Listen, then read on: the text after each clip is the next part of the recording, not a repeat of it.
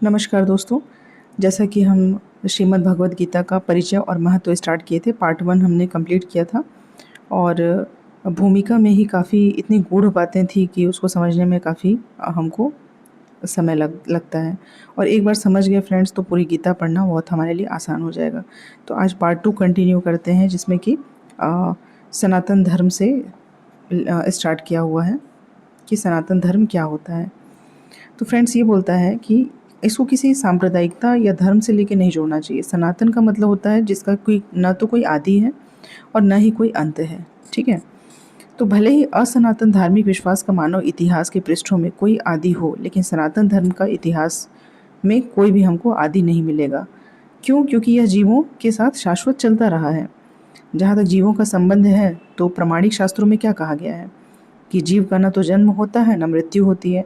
गीता में कहा गया है कि जीव न तो कभी जन्मता है न कभी मरता है, वह शाश्वत और अविनाशी होता है और इस क्षण भंगुर शरीर के नष्ट होने के बाद भी रहता है। सनातन धर्म के स्वरूप के प्रसंग में हमें धर्म की धारणा को संस्कृत के मूल शब्द के अर्थ से समझना होगा। धर्म का अर्थ है जो पदार्थ विशेष में सदैव रहता है, मतलब हमेशा रहने वाला। हम यह निष्कर्ष निकालते हैं कि अग्नि के साथ ऊष्मा का प्रकाश सदैव रहता है। ऊष्मा व प्रकाश के बिना अग्नि शब्द का कोई अर्थ नहीं होता। इसी प्रकार हमें जीव के उस अनिवार्य अंग को ढूंढना चाहिए जो कि उसका चिर सहचर है। यह चिर सहचर उसका शाश्वत गुण है और यह शाश्वत गुण ही उसका नित्य धर्म है। मतलब जो शाश्वत गुण रहेगा, जो उसके साथ हमेशा रहेगा, वही धर्म होगा। ठीक है। अब देखते हैं कि अगर हम विश्लेषण करते हैं तो हम यह पाते हैं कि एक जीव दूसरे जीव की सेवा में निरंतर लगा हुआ है। मतलब एक जीव दूसरे जीव की हर रूप में सेवा करता है। कैसे? जैसे निम्न पशु मनुष्यों की सेवा करते हैं, जैसे सेवक अपने स्वामी की सेवा करते हैं। एक व्यक्ति अ अपने स्वामी ब की सेवा करता है और ब अपने स्वामी स की सेवा करता है। स अपने स्वामी द की सेवा करता है। इसी प्रकार हम देखते हैं कि एक मित्र दूसरे मित्र की सेवा करता है, माता पुत्र की सेवा करती है और पत्नी पति की सेवा करती है, पति पत्नी की सेवा भी करता है। यदि हम इसी भावना से खोजें तो ऐसा हम करते चले जाएंगे तो हमें ये पता चलेगा कि समाज में कोई एक ऐसा अपवाद नहीं है जो किसी जीव की सेवा में न लगा हो। मतलब सेवा ही परम धर्म है, सेवा करना ही सनातन धर्म है। कोई भी यदि आप सर्विस करते हैं या ग्राहक, जैसे दुकानदार हैं, व्यापारी हैं, शिल्पी हैं, पूंजीपति अपने परिवार की सेवा करता है। ठीक है।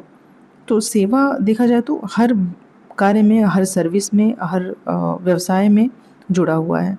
तो सेवा जीव की चिर सहचरी है और सेवा करना जीव का शाश्वत धर्म है। यही सनातन धर्म है। अब इसमें ये बताते हैं कि जो सनातन धर्म है वो कोई धर्म नहीं है। जैसे एक हिंदू अपनी श्रद्धा बदलकर मुसलमान बन सकता है और एक मुसलमान अपनी श्रद्धा बनकर हिंदू बन सकता है। कोई ईसाई अपनी श्रद्धा बदल सकता है। किंतु इन सभी परिस्थितियों में धार्मिक श्रद्धा में परिवर्तन होने से अन्यों की सेवा करना, मतलब सेवा करने का जो शाश्वत धर्म है, वो प्रभावित नहीं होता। हिंदू, मुसलमान या ईसाई समस्त परिस्थितियों में किसी न किसी के सेवक हैं ही।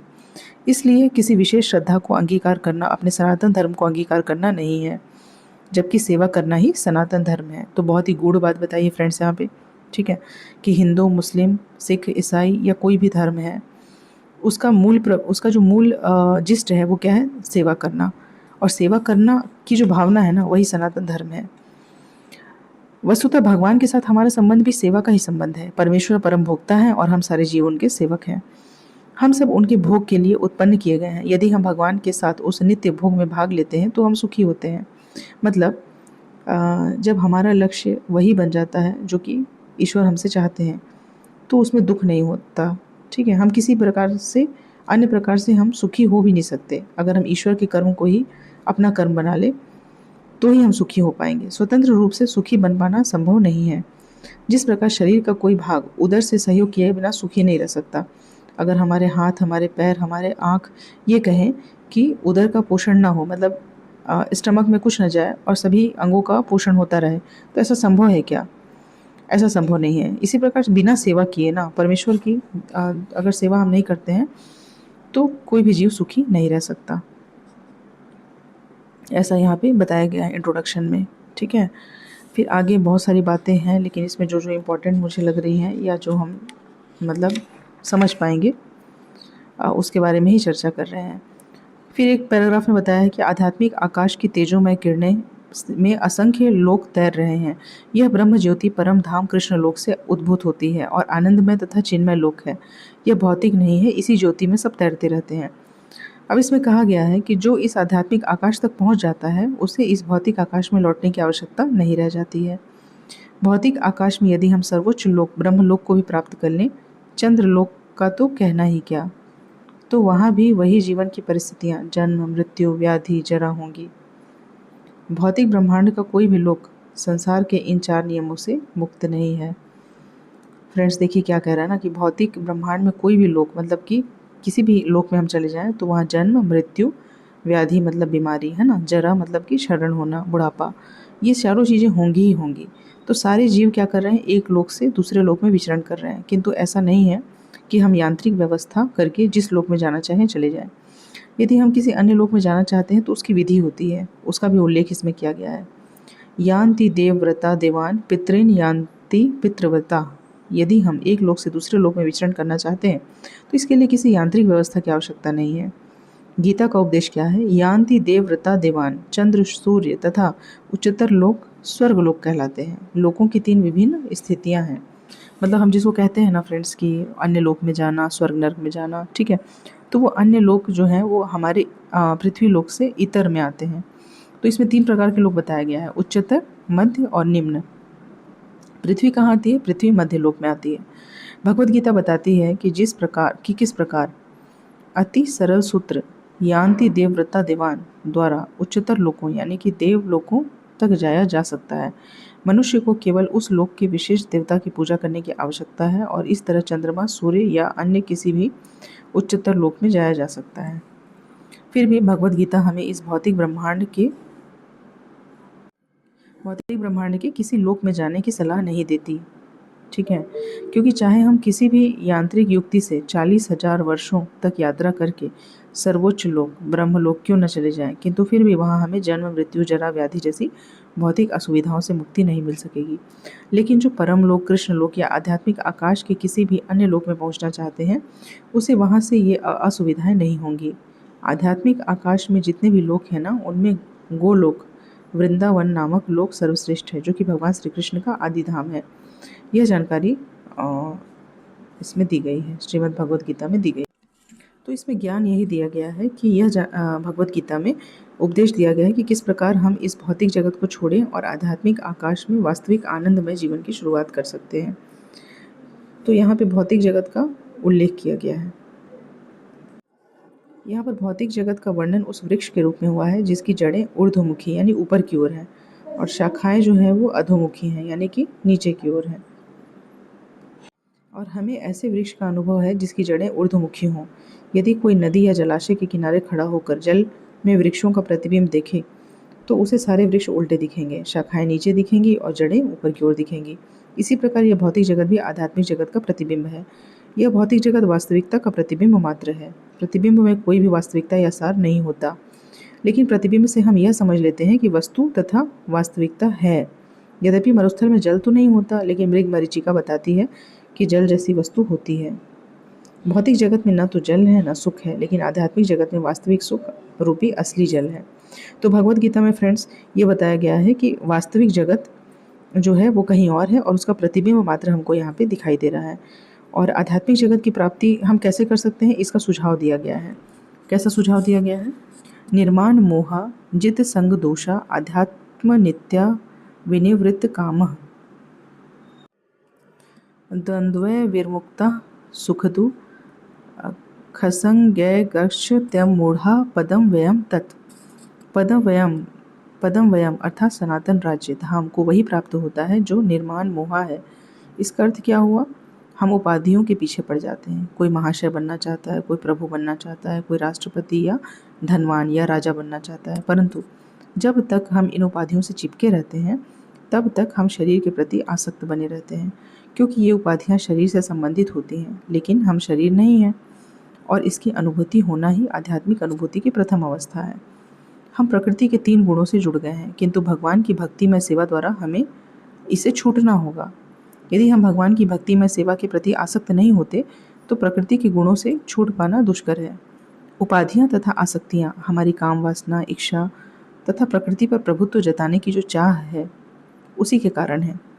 जब तक हम प्रकृति पर प्रभुत्व जताने की प्रवृत्ति को नहीं त्यागते तब तक भगवान के धाम सनातन धाम को वापस जाने की कोई संभावना नहीं है। उस शाश्वत अविनाशी धाम को वही प्राप्त होता है। देखिए गूढ़ बात यहाँ पे इसका जो जिस्ट है वो क्या कह रहा है कि उस शाश्वत अविनाशी धाम को वही व्यक्ति प्राप्त होता है जो झूठे भौतिक भोगों के आकर्षणों द्वारा मोहग्रस्त नहीं होता, जो भगवान की सेवा में स्थित रहता है। ऐसा व्यक्ति सहज ही परम धाम को प्राप्त होता है। अवक्तव्यो अक्षर इत्युक्तस्तमाहु परमाम गतिम यम प्राप्य न निर्वन्ते तद्धाम परमम मम। अव्यक्त का अर्थ है अप्रकट। हमारे समक्ष सारा भौतिक जगत तक प्रकट नहीं है।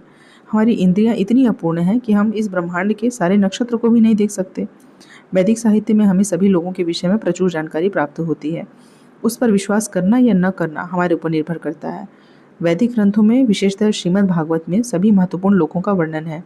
इस भौतिक आकाश से परे आध्यात्मिक जगत है जो कि अव्यक्त और अप्रकट कहलाता है। व्यक्ति को भगवत धाम की ही कामना और लालसा करनी चाहिए, क्योंकि जब उसको उस धाम की प्राप्ति होती है तब उसको वहाँ से फिर इस जगत में लौटना नहीं पड़ता है। इसके बाद प्रश्न पूछा जा सकता है कि उस भगवत धाम तक कैसे पहुँचा जाता है। इसकी सूचना भगवद गीता के 8वें अध्याय में दी गई है। अंत काले च मामेव स्मर मुक्त्वा कलेर वरम यह प्रयाति स मदभावम याति नास्त्र्यत्र संशय। अर्थात अंत काल में जो कोई भी मेरा स्मरण करते हुए शरीर का त्याग करता है वह तुरंत ही मेरे स्वभाव को प्राप्त हो जाता है। इसमें रंच मात्र भी संदेह नहीं है। जो व्यक्ति मृत्यु के समय कृष्ण का चिंतन करता है वह कृष्ण को प्राप्त होता है। मनुष्य को चाहिए कि वह कृष्ण के स्वरूप का स्मरण करे, और यदि इस रूप का चिंतन करते हुए वह मर जाता है तो निश्चित ही भगवत धाम को प्राप्त होता है। मदभावम शब्द परम पुरुष के परम स्वभाव का सूचक है। परम पुरुष सच्चिदानंद विग्रह है, अर्थात उनका स्वरूप शाश्वत ज्ञान तथा आनंद से पूर्ण है। हमारा यह शरीर सच्चिदानंद नहीं है, यह सत नहीं अपितु असत है, यह शाश्वत नहीं अपितु नाशवान है, और यह चित्त नहीं अर्थात ज्ञान से पूर्ण नहीं अपितु अज्ञान से परिपूर्ण है। हमें भगवत धाम का कोई ज्ञान नहीं है, यहाँ तक कि हमें इस भौतिक जगत तक का ही पूर्ण ज्ञान नहीं है, जहाँ ऐसी अनेक वस्तुएं हैं जो हमें ज्ञात ही नहीं है। यह शरीर निरानंद है, आनंद से ओतप्रोत न होकर दुख से पूर्ण है। इस संसार में जितने भी दुखों को हम अनुभव करते हैं वो शरीर से ही उत्पन्न होते हैं, किंतु जो व्यक्ति भगवान कृष्ण का चिंतन करते हुए इस शरीर को त्यागता है वह तुरंत ही सच्चिदानंद शरीर को प्राप्त करता है। तो फ्रेंड्स, ऐसा भूमिका में लिखा हुआ है कि अंत समय में, मतलब जब मृत्यु के निकट हों और उस समय यदि हम भगवत चिंतन करते हैं तो हम भगवतानंद को प्राप्त हो जाते हैं। इस शरीर को त्याग कर इस भौतिक जगत में दूसरा शरीर धारण करना भी सुव्यवस्थित है। मनुष्य तभी मरता है जब यह निश्चित हो जाता है कि अगले जीवन में उसे किस प्रकार का शरीर प्राप्त होगा। इसका निर्णय उच्च अधिकारी करते हैं, स्वयं जीव नहीं करता। इस जीवन में अपने कर्मों के अनुसार ही हम उन्नति या अवनति करते हैं। यह जीवन अगले जीवन की तैयारी के लिए है। अतएव हम इस जीवन के भगवत धाम पहुँचने की तैयारी कर लेते हैं तो निश्चित ही इस शरीर को त्यागने के बाद हम भगवान के ही सदृश आध्यात्मिक शरीर को प्राप्त होते हैं। ऐसा लिखा है कि जब हमारे सारे कार्य पूर्ण हो जाते हैं, मतलब निश्चित हो जाता है कि अब हमारा अगला जन्म किस शरीर में होगा, तो उस स्थिति में हमारी मृत्यु हो जाती है। यहाँ पे श्री कृष्ण ने भगवत गीता में ये बताए हैं कि चाहे वो किसी भी वर्ण का हो, किसी भी श्रेणी का हो, महिला हो, पुरुष हो, श्रमिक हो, वणिक हो, प्रशासक हो, बुद्धिमान वर्ग का हो, यदि वो किसी भी उच्च पद की लालसा किए बिना, ठीक है, अपने अहंकार को त्याग करते हुए और श्री हरि भगवान का स्मरण करता है तो वो श्री भगवान को ही समर्पित हो जाता है। इसलिए हम किसी भी कार्य में हों, ठीक है, कोई भी कार्य कर रहे हों, लेकिन उसके साथ साथ यदि हम अपना मन अपने लक्ष्य की ओर लगा के रखें, हमारे जीवन का वास्तविक उद्देश्य क्या है उस पर लगा के रखें, तो निश्चित रूप से हमारा जो कार्य है वो सफल हो जाएगा। और साथ ही हमें ये नहीं पता होता कि हमारा असली लक्ष्य क्या है। जैसे पहले हमें लगता है कि पढ़ाई लिखाई कर लेना चाहिए और कोई जॉब मिल जाए वही पर्याप्त है। जब हम एक जॉब में जाते हैं तो हमें लगता है इससे बेहतर ये होता कि हमें और कोई दूसरा और ऊपर का पद मिल जाता तो अच्छा होता। फिर हमें जब वो भी पद मिल जाता है तो लगता है उसकी जो सार्थकता होती है ना, फिर वो लगता है कि इसके लिए हमने इतनी मेहनत की थी क्या, है ना।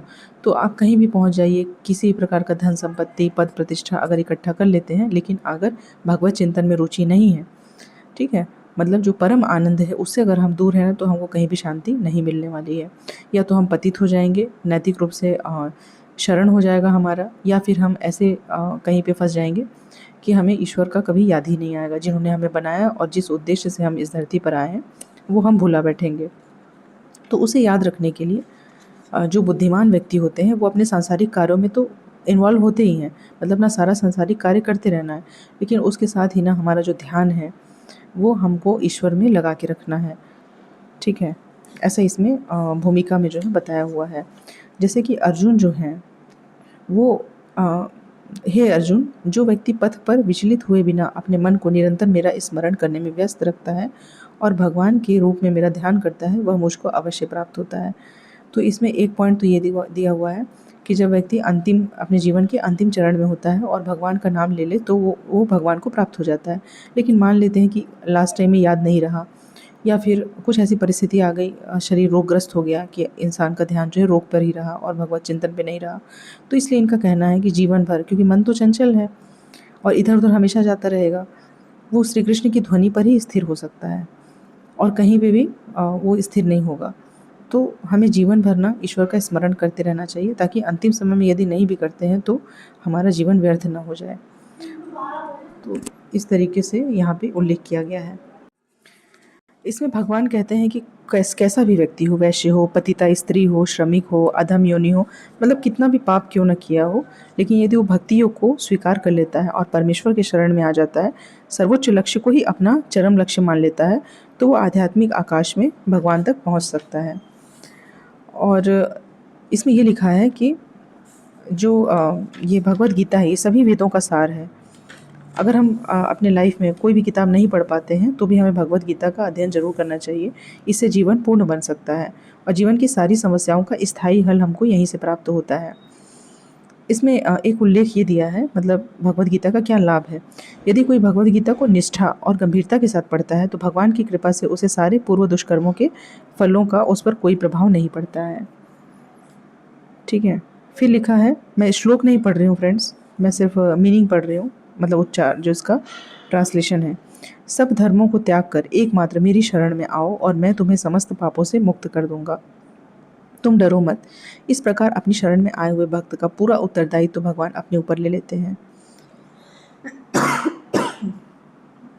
और उसके समस्त पापों को क्षमा कर देते हैं। मनुष्य जल में स्नान करके नित्य अपने को स्वच्छ कर सकता है, लेकिन यदि कोई भगवत गीता रूपी पवित्र गंगा जल में एक बार भी स्नान कर ले तो वो भौतिक जीवन यानी भवसागर की मलिनता से सदा सदा के लिए मुक्त हो जाता है। चूंकि भगवत गीता भगवान के मुख से निकली है, अतएव किसी भी अन्य वैदिक साहित्य को पढ़ने की आवश्यकता नहीं रहती। उसे केवल भगवत गीता का ही ध्यानपूर्वक तथा मनोयोग से श्रवण और पठन करना चाहिए। वर्तमान युग में लोग सांसारिक कार्यों में इतने ज़्यादा व्यस्त हो गए हैं कि उन्हें समस्त वैदिक साहित्य का अध्ययन कर पाना बहुत ही मुश्किल कार्य है। तो ऐसी स्थिति में यदि समस्त वैदिक साहित्यों का अध्ययन नहीं भी कर पाते हैं तो गीतोपनिषद जो है हमारा, यानी कि श्रीमद् भागवत गीता, जो कि समस्त वैदिक ग्रंथों का सार है, इसका प्रवचन भी भगवान के द्वारा स्वयं किया गया है। देखिए, इसमें ये लिखा है कि जो गंगा जल पीता है वह मुक्ति प्राप्त करता है, अतएव उसके लिए क्या ही कहा जाए जो भगवत गीता का अमृत पान करता हो। भगवत गीता महाभारत का अमृत है और इसे भगवान कृष्ण ने स्वयं सुनाया है। इसलिए यह गीतोपनिषद भगवत गीता जो समस्त उपनिषदों का सार है, गाय के तुल्य है और ग्वाल बाल के रूप में विख्यात भगवान कृष्ण इस गाय को दूह रहे हैं। अर्जुन बछड़े के समान है और सारे विद्वान और शुद्ध भक्त भगवत गीता के अमृत में दूध का पान करने वाले हैं। आज के युग में लोग एक शास्त्र, एक ईश्वर, एक धर्म, एक वृत्ति के लिए अत्यंत उत्सुक हैं। अतएव एकम शास्त्रम देवकी पुत्र गीतम, केवल एक शास्त्र भगवत गीता हो जो सारे विश्व के लिए हो। एको देवो देवकी पुत्र एव, सारे विश्व के लिए एक ही ईश्वर हो श्री कृष्ण। एको मंत्रस्तस्य नामानि यानी, और एक ही मंत्र, एक ही प्रार्थना हो, उनके नाम का कीर्तन। हरे कृष्ण कृष्ण कृष्ण हरे हरे, हरे राम राम राम हरे हरे।